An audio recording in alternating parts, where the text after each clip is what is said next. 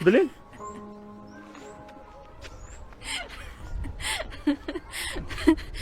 ቆንጆ ተዋናይ ነኝ አይደል?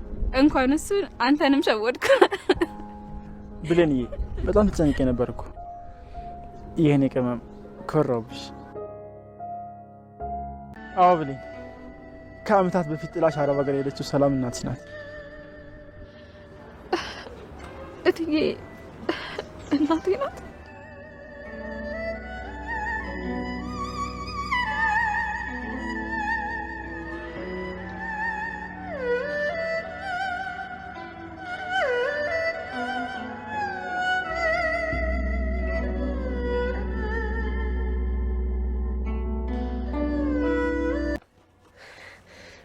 አገኘሁት። ወንዳው ታውቃለህ።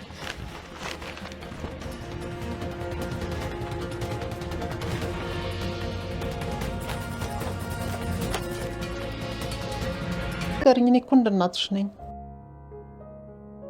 እኮ። ንገሪኝ። የምትሄጂበት አለ? እንደዛ ነገር ቀጠሮ እያለሽ ነው እንዴ እንሂድ ስልሽ እሺ የምትይው? እንዴት ብዬም ቢልሻለሁ ታዲያ? እኔ ቆንጆ ስላከበርሽኝ እግዚአብሔር ያክብርሽ። ከዚህ በኋላ ግን ምንም የማችው ነገር በይሉኝ ታሽ እንዳትይኝ እሺ? እሺ ትዬ። እኔ እንደ እናትሽ ነኝ። ምንም ነገር ካልቻልሽ አልችልም በይኝ እሺ? እሺ በቃ አሁን ወደ ቀጠሮሽ ሂጂ። እኔ ብቻዬን እሄዳለሁ። ግን እቃውስ? እቃውንም ቢሆን ችግር የለም በሰው አመጣለሁኝ። ወይ ቀጠሮኝ ከሳት ላልግና ደርሰን እንምጣ። አይ እንደዛ ብሎ ነገር የለም። አንቺም ወደ ቀጠሮሽ እኔም ወደምሄድበት እሄዳለሁኝ። አየር ስትቀበይ ነገሩን ትረሻዋለሽ ብዬ ነው እንጂማ አንቺን ብትኖሪ እኮ እቃው ለዳግም መቼም አትነግሪውም አይደለ? ምናልባት እንዴ ቃል መቼም አትነግሪውም አይደለ? ነገርሽው ማለት እኮ አንቺን ይጠላሻል። ታጭዋለሽ። ዳግም እኮ አሁን እኔን ጠልቶኛል። ምን ለውጥ ያመጣል? አይ ከዚህ በላይ ነው የሚጠላሽ። እኔ ግን አይመስለኝም። ተገድጄ እንዳደረኩትና በእናቱ ሀሳብ አመንጭነት እንደዛ እንዳደረኩ ሲያቅ ትንሽም ቢሆን የሚያዝንልኝ። ሰላም ሰላም፣ ወደ ቻናል ቤተሰቦች እንዴት ናችሁልኝ? እንኳን ወደ እኔ ቻናል በሰላም መጣችሁ። ደህና ናችሁ የኔ ውድ ቤተሰቦች?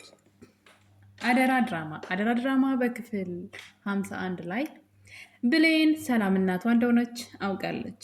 እንግዲህ ከብዙ ልፋትና ድካም በኋላ እናቷ ሰላም መሆኗን ሰማች።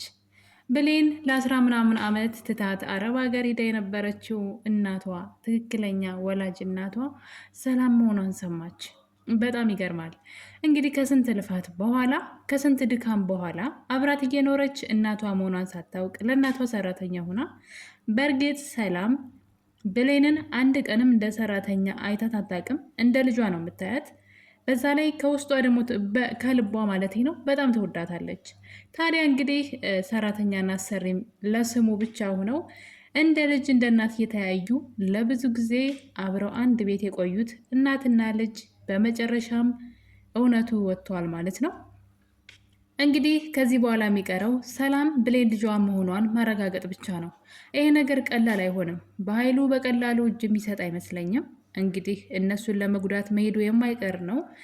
ምክንያቱም በጣም ብዙ እቅድ አቅዷል። የእህቱን ንብረት ለመውሰድ፣ እህቱን ባዶ ለማስቀረት፣ ልጇንም ነጥቆ ንብረቷንም ነጥቆ እህቱን ባዶዋን ማስቀረት ህልሙ ነበረ። ነገር ግን እነዛ ነገሮች እንግዲህ በሳሚ ምክንያት እየተበላሹበት ነው። ሳሚ ብሌንን በመውደዱ ምክንያት ተቀይሯል። ብሌንን በጣም ነው የሚወዳት።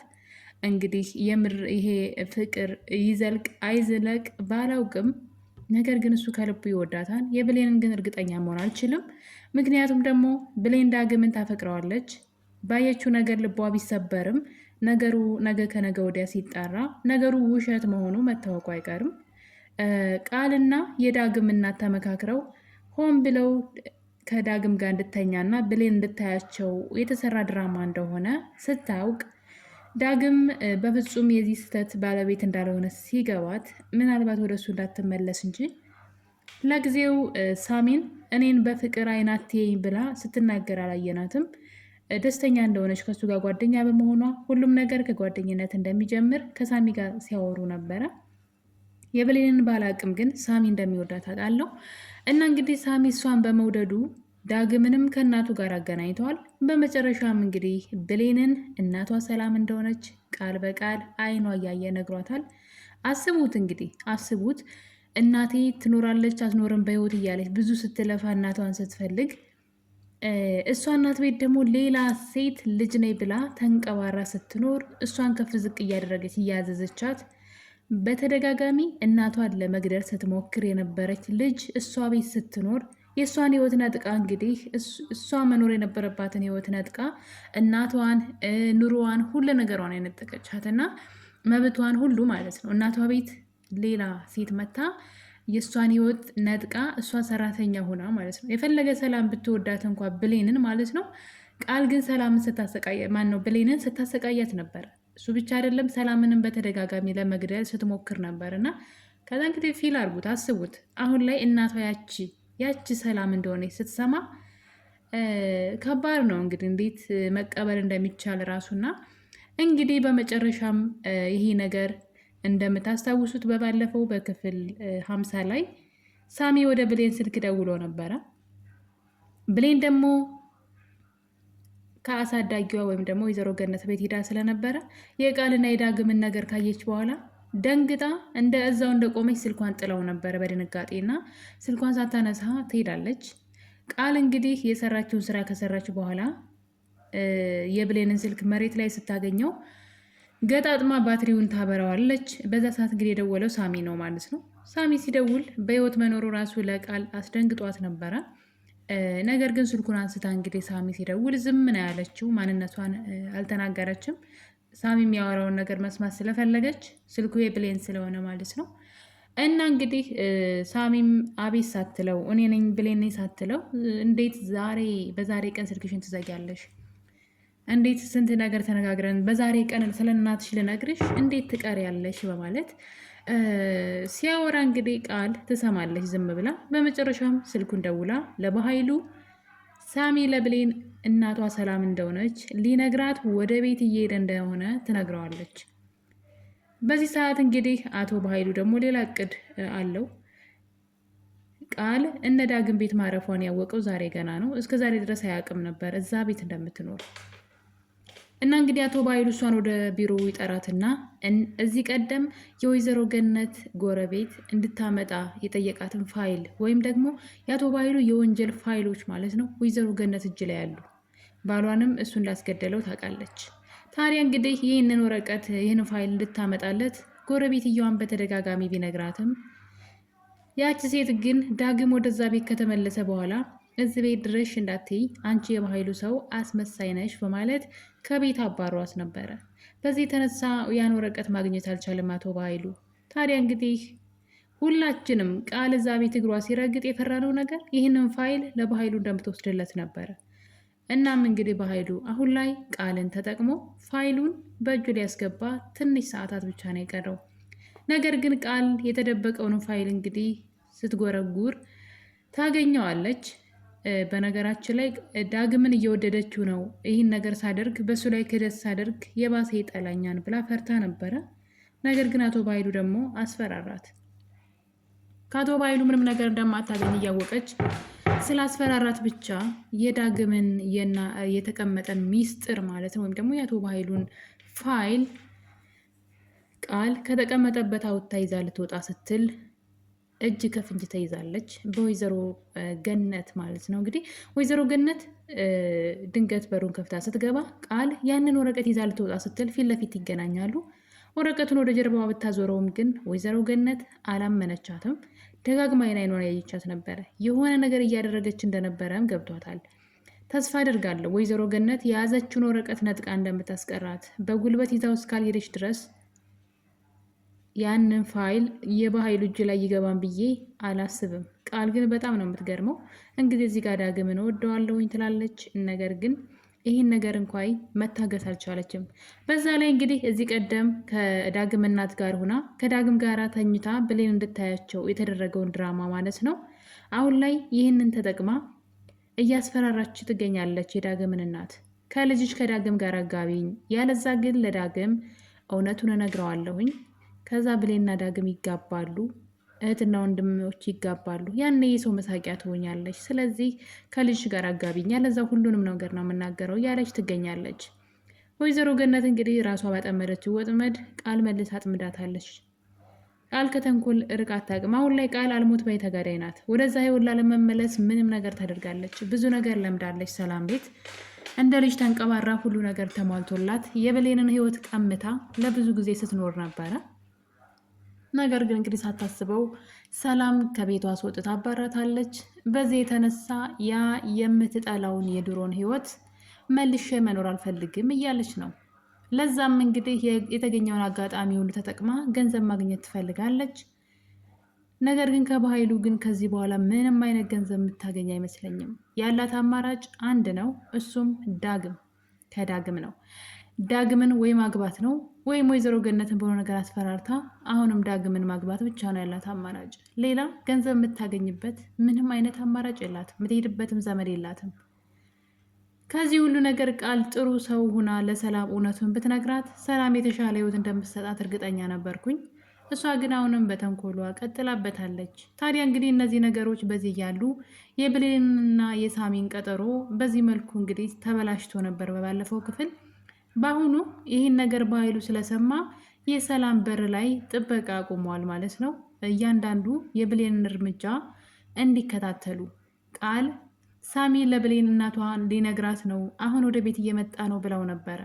ታዲያ እንግዲህ ከዛ ሰዓት ጀምሮ የሰላም በር ላይ ጥበቃ አቁሟል። ያ ማለት ብሌን ስትወጣ ተከታትለው እንዲያጠቋት ነው። እንግዲህ አሁን ላይ በኃይሉ ሁሉም ነገር እየተበላሸበት ስለሆነ ምንም ነገር ማለት በቃ ያገኘውን አማራጭ ነው የሚጠቀመው። ሊጎዳት ይችላል። ካገኛት ፊት ለፊት የሆነ ነገር ሊያደርጋት ይችላል ማለት ነው፣ እውነቱ እንዳይታወቅበት።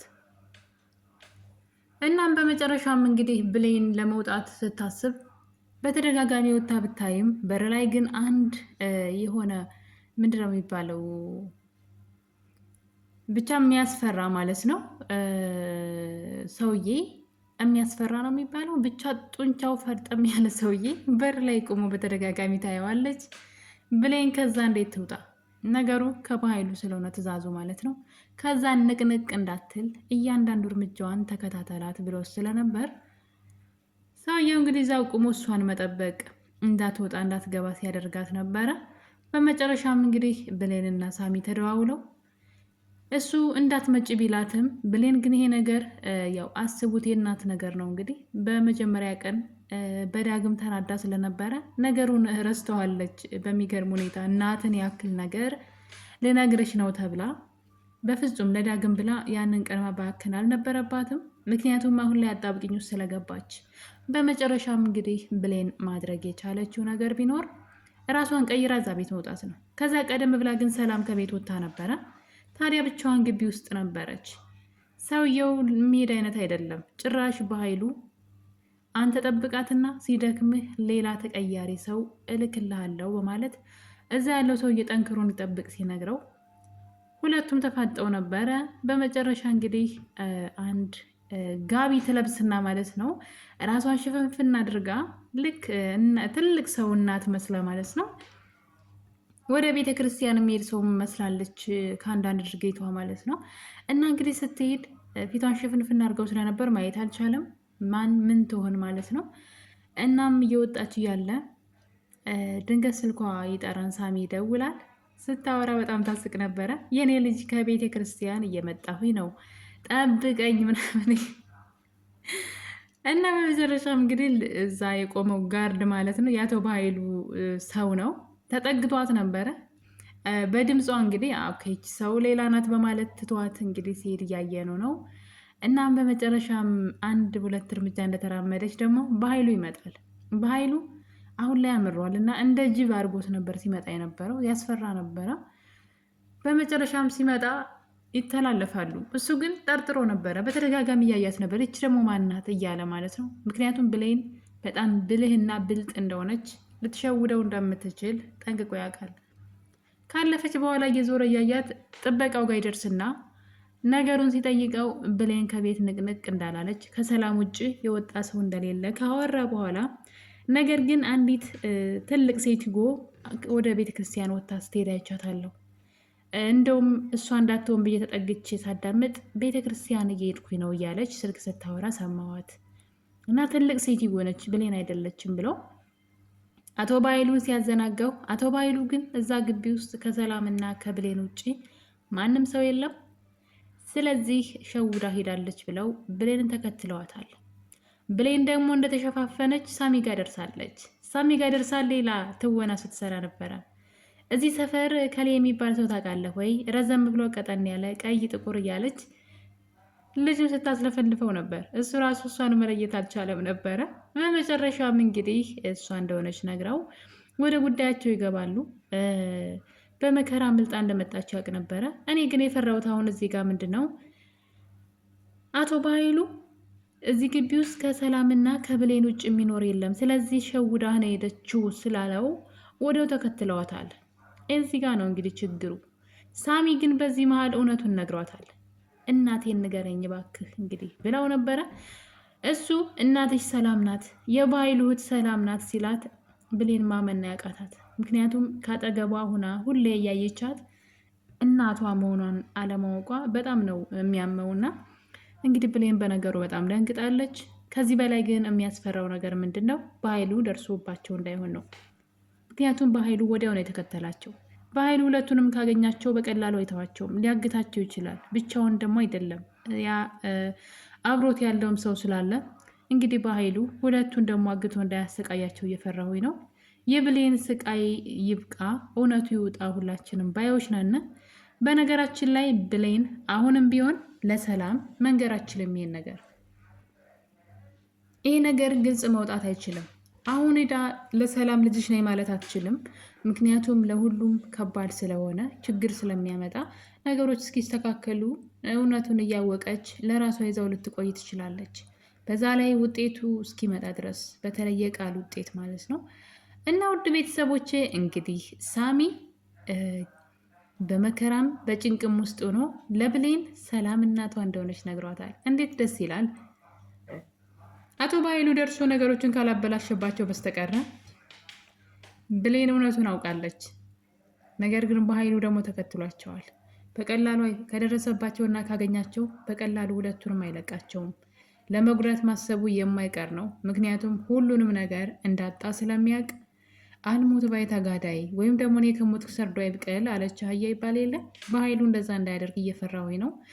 በጣም ደስ የሚለው ነገር ግን ብሌን የሰላም ልጅ መሆኗን ማወቋ ነው። እንግዲህ ከዚህ በላይ ምን አለ? ለዘመናት ስትናፍቃት ስጠብቃት የነበረችው እናቷ አረብ ሀገር ሄዳ ለ10 ዓመት ቆይታ የመጣችው እናቷ ሰላም መሆኗን አውቃለች።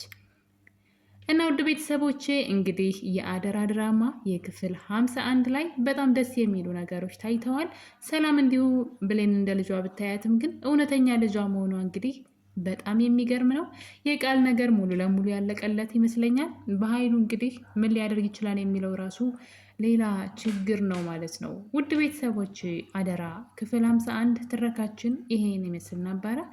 በሌላ በአዲስ ቪዲዮ እስከምንገናኝ ድረስ የዛሬን አበቃን። ቸር ቆዩልኝ።